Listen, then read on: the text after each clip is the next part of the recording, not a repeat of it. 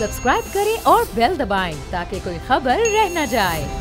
गया है कैसे जब ये हुकूमत आई थी इस मुल्क में लंगड़ी लूली जैसी भी हो एक लोकल गवर्नमेंट का निज़ाम पूरे मुल्क के चारों सूबों में मौजूद था। खैबर पख्तूनख्वा में, पंजाब में, बलूचिस्तान में, सिंध में। 2019 में बलूचिस्तान के लोकल गवर्नमेंट का निज़ाम ख़त्म हुआ, डेट ख़त्म हुई, 3 महीने के बाद इलेक्शन हो जाने चाहिए थे। आज पौने 2 साल हो गए, इलेक्शन नहीं हुए। खैबर पख्तूनख्वा में 2019 में बल्दियाती निज़ाम ख़त्म हुआ, 3 महीने के बाद इलेक्शन हो जाने चाहिए थे, 14 महीने हो गए, इलेक्शन नहीं हुए। पंजाब में 52,000 काउंसलरों को पंजाब की PTI की सूबाई हुकूमत ने एक जुम्बिश कलम से घर भेज दिया। सिंध में निज़ाम को ख़त्म हुए 6 महीने हो गए, कोई आसार नहीं है। तो जो हमारे जमहूरी लीडरान हैं, जमहूरी सो कॉल्ड हुकूमत में और अपोजिशन में दोनों, उनको अपने नीचे इख्तियारात देने में इनकी जान निकलती है। तो ये इस वक्त मुल्क में जमहूरी शब खून मारा गया, जमहूरी कू हुआ है, जमहूरी कू, एक डेमोक्रेटिक कू कर दिया गया है। इस हुकूमत ने कर रखा है कि तमाम नीचे बल्दियाती निज़ाम को ख़त्म कर दिया। अब हज़ारों अरब रुपए लोगों के जिनका ताल्लुक है ग्रास रूट लेवल पे, हज़ारों अरब रुपए अब ब्यूरोक्रेट्स के ज़रिए खर्च हो रहे हैं। अब वो ना अकाउंटेबल होंगे, कभी आज उनका हनीमून टाइम यहाँ है, कल हनीमून टाइम कहीं और हो जाएगा, तो वो तो अकाउंटेबल होंगे नहीं। तो खुदा के वास्ते, और फिर अब से मुझे ये हैरत होती है कि मियाँ नवाज शरीफ साहब कहते हैं अपने निकाले जाने पे मुझे क्यों निकाला। उनकी बेटी साहिबा भी तकरीर करती हैं, PDM का इजलास चल रहा है। मुझे हैरत होती है कि उनके 57,000 काउंसलरों को PTI ने आकर निकाल दिया। ये आज तक नहीं सुना मैंने कि भाई मेरे काउंसलरों को क्यों निकाला, मेरे काउंसलरों को क्यों नहीं। 57,000 इल्लीगल वो कोर्ट में गए हुए, एक जुम्बिश कलम से उनको घर भेज दिया क्योंकि वो PMLN के लोग थे। और मजे की बात है कि PTI ने निकाला, लेकिन PMLN वजीर आजम के निकाले जाने पे तो तहरीक चला रही है। अपने 57,000 लोगों को, इलेक्टेड काउंसलरों को घर भेजे जाने पर एक जुमला नहीं है कहीं पे।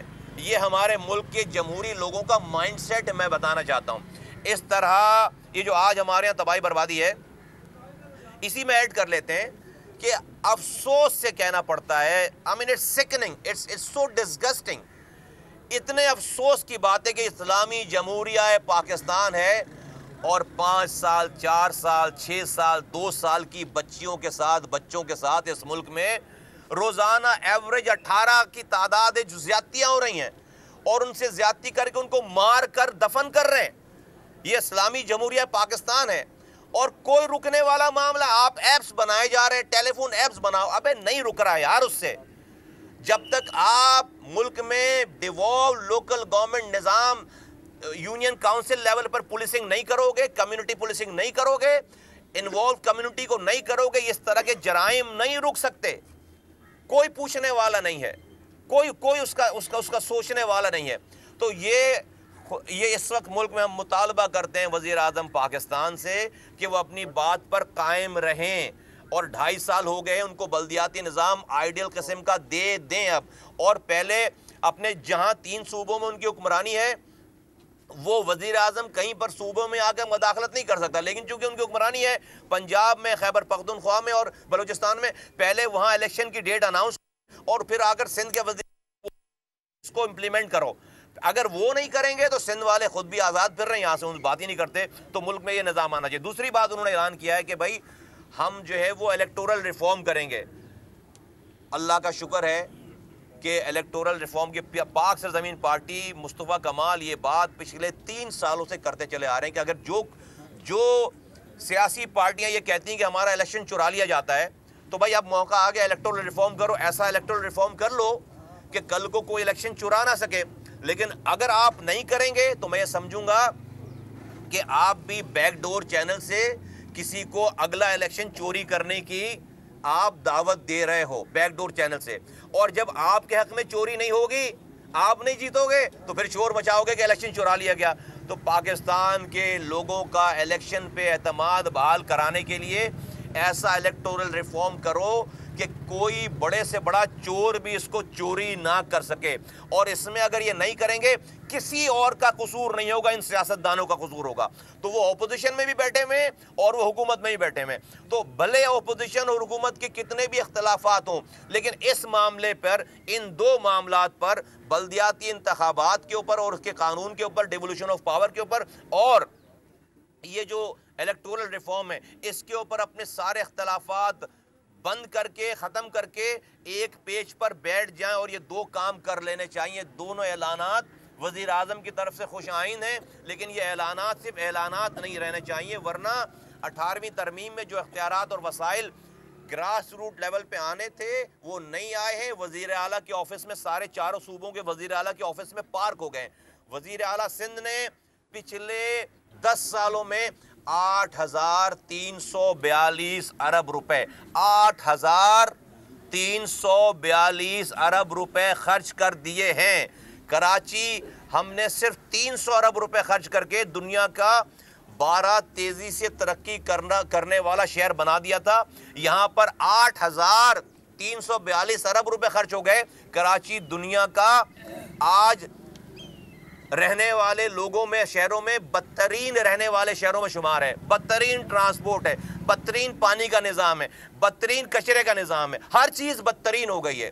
تو اس صوبے پہ 8,342 ارب روپے یہ پیپلز پارٹی کی گورنمنٹ لگا چکی ہے۔ اس لیے میں کہتا ہوں کہ بلاول بھٹو زرداری صاحب کو زیب نہیں دیتا کہ وہ پی ڈی ایم کے پلیٹ فارم سے کھڑے ہو کر انقلاب کی باتیں کریں۔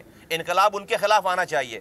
بلاول بھٹو زرداری صاحب کو، پیپلز پارٹی کو یہ زیب نہیں دیتا کہ وہ وفاقی حکومت پر انگلی اٹھائے، کیونکہ صوبے میں ان کی حکومت 12 سالوں سے ان کی ہے۔ کراچی سے کشمور تک جو تباہی بربادی ہوئی ہے اس کا کوئی اور ذمہ دار نہیں ہے، وہ پیپلز پارٹی کی لوگ، یہاں کی پروونشل گورنمنٹ ذمہ دار ہے۔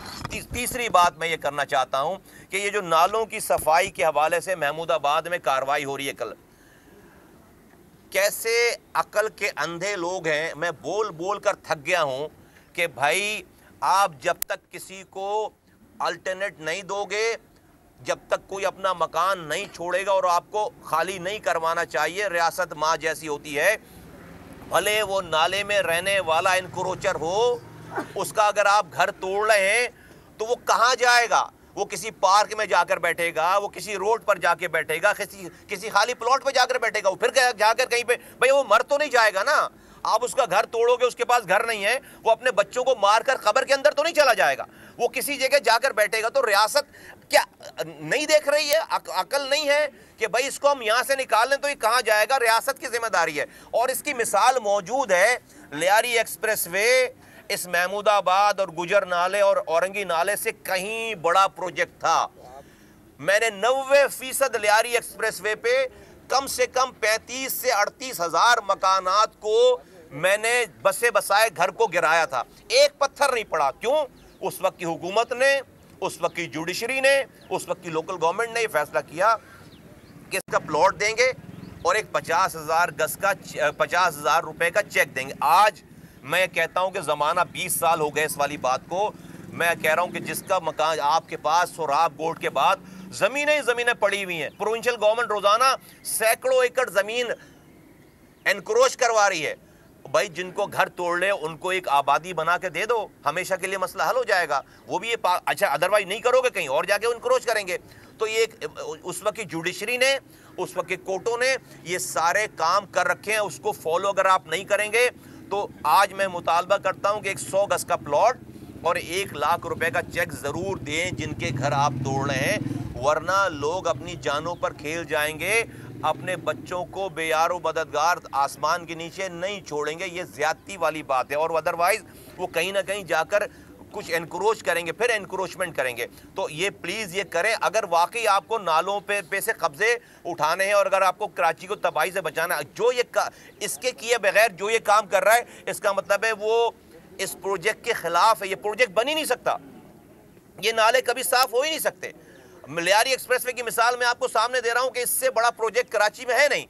پورا لیاری ایکسپریس وے کہاں، اور گجر نالا اور یہ محمود آباد نالا تو بہت چھوٹے سے نالے ہیں، بہت کم مکانات ہیں۔ جب لیاری ایکسپریس وے پہ 90% جو مکانات ٹوٹے تھے، ہزاروں کی تعداد میں، ہم نے 3 آبادیاں کراچی میں بسائی تھیں، اسی ایس او پی پہ یہ والا کام کر لینا چاہیے۔ ملک میں وزیر اعظم صاحب سے ایک اور گزارش ہے कि ये जो करप्शन का उन्होंने राग अलापा हुआ है कि पैसे वापस लेकर आएंगे, करप्शन खत्म करेंगे, इससे करप्शन और बढ़ गई है। 50,000 की रिश्वत का काम अब 5 लाख में होता है। पूछो क्यों भाई, रेट क्यों बढ़ गए? कहता है वज़ीर आज़म ने सख्ती कर दी है। खुदा के वास्ते करप्शन पे सख्ती कम कर दें, लोगों की ज़िंदगी आसान कर दें। और आप कोई एक ऐसा इदारा नहीं है 2.5 सालों में जहाँ पर करप्शन रुकी हो। कोई एक ऐसा इदारा नहीं है। करप्शन बढ़ गई है।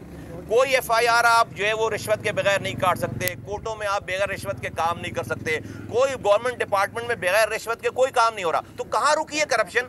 तो अभी की हुकूमत की मिसाल ऐसी है करप्शन के हवाले से कि भाई एक दुकान में 1 करोड़ रुपए का माल पड़ा हुआ है, 1 लाख रुपए की चोरी करके चोर आगे भाग रहा है, दुकानदार उस चोर को पकड़ने के लिए भागता चला जा रहा है, ना उसको पकड़ पा रहा है और पीछे 99 लाख का माल छोड़ दिया है। पीछे जो दूसरे चोर हैं वो सारे 99 लाख का माल लूट रहे हैं। तो भाई वो जो माल पड़ा हुआ है वो समझो कि हमारा मुल्क है मौजूदा, उस माल को बचा लो यार। हम जो 1 लाख की चोरी हो गई उसका नहीं पूछेंगे। जरदारी साहब पे जो इल्ज़ाम है, नवाज शरीफ साहब पे जो इल्ज़ाम है वो छोड़ दो। जो अभी मुल्क लूट रहा है उसको बचा लो, उसको रोक लो। तो वज़ीर आज़म साहब, जो माजी में चोरी हो गई है उसका हम नहीं पूछेंगे आपसे ये भी नहीं पूछेंगे आप 200 अरब डॉलर लाए या नहीं लाए। आज की जो चोरी हो रही है, खुदारा मुल्क चला लो, बैठ जाओ दुकान पर और मुल्क दुकान को संभाल लो और मुल्क चला लो। जो आज चोरी हो रही है इसको अगर रोक लोगे हम आपको सलूट करेंगे। बहुत शुक्रिया, थैंक यू।